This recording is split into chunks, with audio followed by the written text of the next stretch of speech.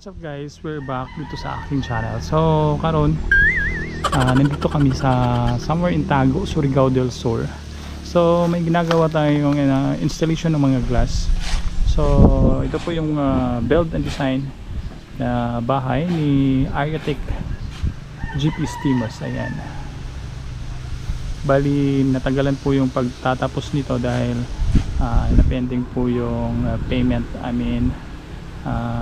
At the same time may mga ginagawa pa po para po ma-install natin yung mga glass, but now I think finish na po yan. Siguro maghihintay na lang tayo kung ano man yung possible na maidadagdag sa bahay na to. And then if you guys are sa mga may interest po na magpagawa ng bahay or may desire rather, so better build it with a professional. Get an architect para masiguro nyo po yung quality, at the same time yung hitsura of course. And one thing I can assure you, pag may architect, assure nyo po na maganda po yung kalalabasan. At the same time it seems like convenient po sa inyong side, so wala ka nang ibang gagawin kundi titira na lang.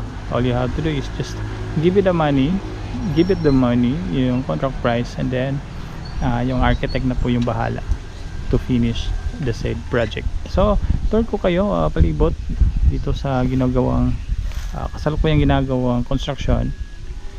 Yung may-ari nga pala nito is yung may-ari ng gasoline station. Ayan. So kukunan natin ng dito. What's up, Joe? Okay.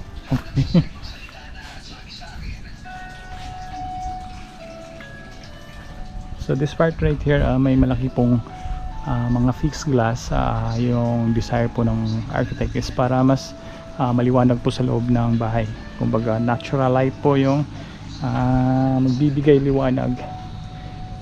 Ayan. So through this design, you can conserve energy, electricity rather. So there's no need na magpapailaw pa kayo sa loob ng bahagi nito.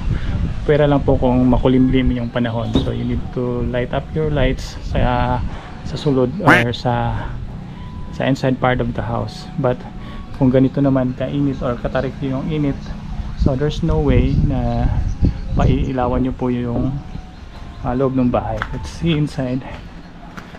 So ayan, sobrang liwanag po niya guys. Natural light po yung nagbibigay liwanag sa bahay na ito. And then sa harapang bahagi naman is meron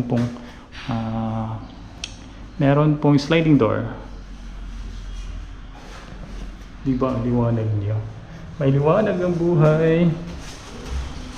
Shout out ko ani mga manpower ni Architect Steamers. Shout out kang Ay lakas, sorry dong. Uga na ni dong? Sa napugudong ba? On this part right here sa may gilid na bahagi, meron pong malaking sliding door. So still yung liwanag pa rin na nakukuha dyan is sobrang ganda. Baga natural light from the outside. So this is ito yung harapang bahagi. Sobrang ganda ng pagkakadesign nyo guys. Pagkakadesign rather. I think this is the entrance. Then naka-wood, naka-haspi yung ceiling.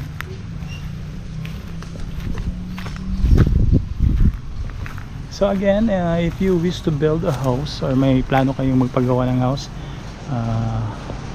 get an architect. That's the advice na pwede po maibigay sa inyo. Dahil nga po sa arkitekto, nakakasiguro po kayo. Sobrang ganda po ng ceiling, wood finish or naka wood design yung mga spanrel. And then yung combination ng gutter at saka yung molding, sobrang ganda. And then yung wall nga pala niyan, some part is nilagyan po ng tiles.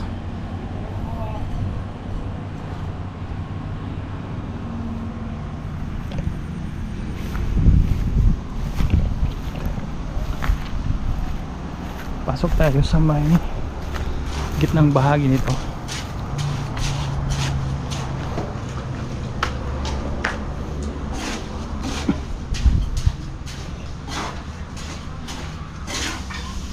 Charong.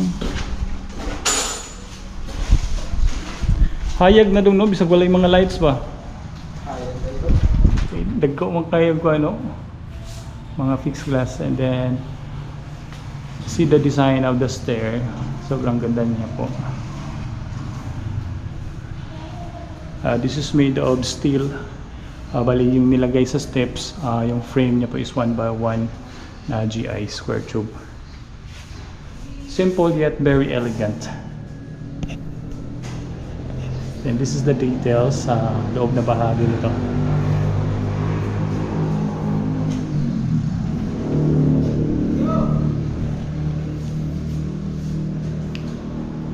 So again, the person behind this one is architect GP Estimos and her wife. Nice. And then sobrang simple lang po yung design ng ceiling. Minimalist. Then may nilagay din silang mga WPC dito sa TV console. Then may floating glass, floating shelves rather, not glass. And then sa may kitchen na bahagi nito is lalagyan pa yan ng granite or tiles, I don't know. And then this part right here, meron din po siyang WPC. Very nice.